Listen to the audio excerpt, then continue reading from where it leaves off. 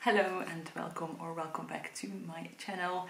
Today I will be doing the International Booktuber Tag. This tag was going around on Booktube about 4 or 5 years ago. I didn't have my own channel back then, but I do now. Nobody tagged me to do this tag because it's quite an old tag, but I just remembered that it exists. So I decided to revive it because there's plenty of us international booktubers on Booktube, and I think it's a great way to discover other channels from all around the world as well. Of course, what international means is completely relative to where you are in the world, but I guess the tag is specifically created for booktubers for who English is not their native language. So yeah, let's get into the questions. I've got to say, of course, I will link the original creator of the tag in the description box down below.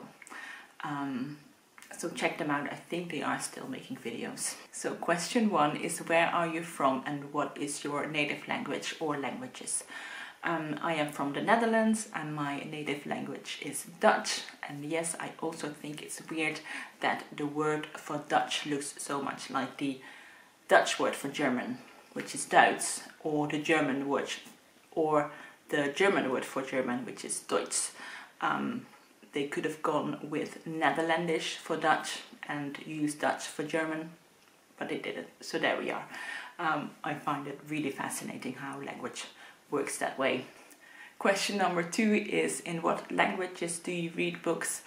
I read both in English and in Dutch. Usually I'd say it's about 75% English and 25% Dutch. Over the last year I've been getting back into reading more Dutch books. Not necessarily only books from the Netherlands or from Belgium, but also books that have been translated into Dutch. I used to be really precious about not wanting to read books in Dutch if they were translated from English, because I thought it was always best to read the book in the original language as much as possible. But now I realize that that is a little bit stupid, because I do think that translating is an art in itself, and even if you also could read a book in the original language, it doesn't mean that a translation is always second best. I mean, sure, sometimes it is. There are plenty of poor translations out there, but I feel like especially in the last years there has been more attention to translators in general. Especially I feel in the Dutch book industry, and the quality overall has gotten a lot better in the last couple of years. So yeah, I feel like I want to celebrate that more. And of course Dutch books are more available to me. Not that getting English books is hard. I think that's actually a question later on. But if I go to the bookstore or the library, the section of English books will obviously be smaller than the section of Dutch books. And then also there's a lot more books translated from other languages as well. For me, the idea of putting translated fiction in a separate section in a bookstore, I find that really weird. And I have no idea on the exact numbers, but I'd say if you go to like the general fiction section in a bookstore, at least half of them would be translated books from English, but also from a lot of other languages, especially from other European countries. There's so much available, and a lot of books from Europe will get translated into another European language before they would get translated into English. So yeah, I'd love to make more use of that as well. Anyway, that was a very long-winded way of saying that I read both in English and in Dutch. Question number 3 is there a booktube in your native language? And if so, what is the community like? I think there is some Dutch booktubers, but I don't really follow them. Overall, they tend to read a lot more commercial fiction, a lot more thrillers and romance and YA fantasy. I don't really feel like I have a lot in common with them in regards to the kind of books they read. I guess the majority of English booktubers would also read that same kind of books, but we just managed to create this little litfic bubble. And I guess we forget that most people out there do not necessarily have the same reading taste as us. The Dutch Bookstagram community, that's a whole different business though.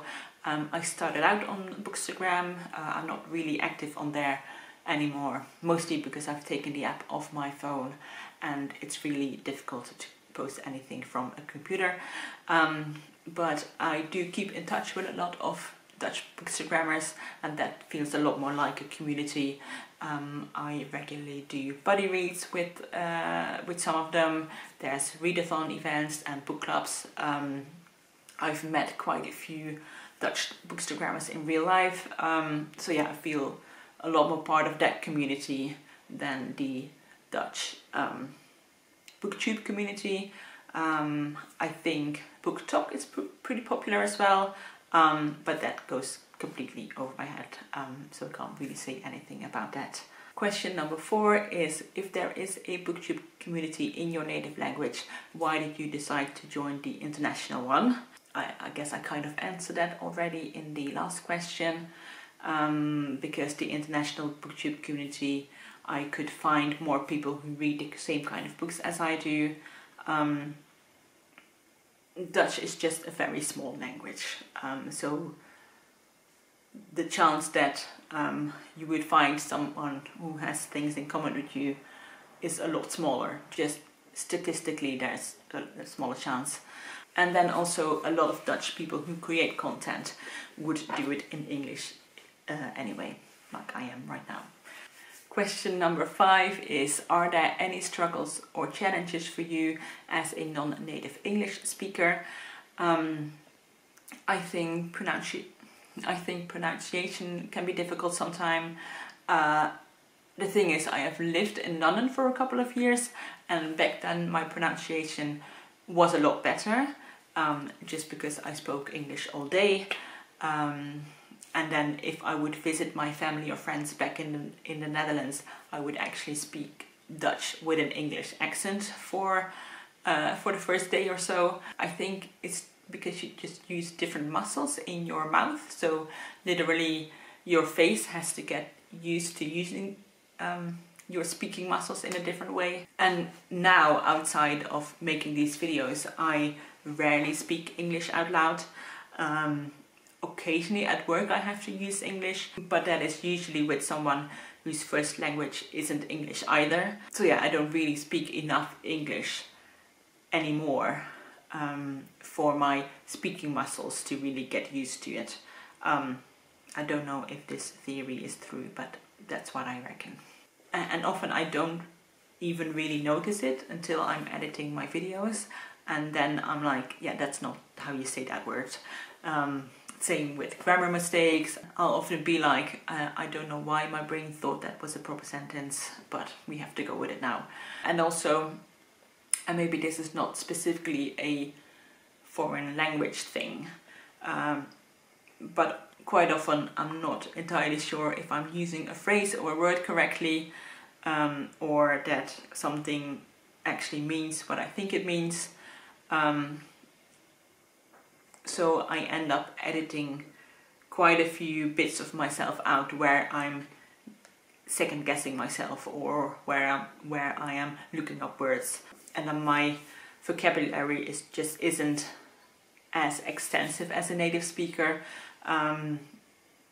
So sometimes in my reviews I feel like I'm saying the same kind of things, just because I don't always have, or I can't always come up with the right words to describe my feelings about a book.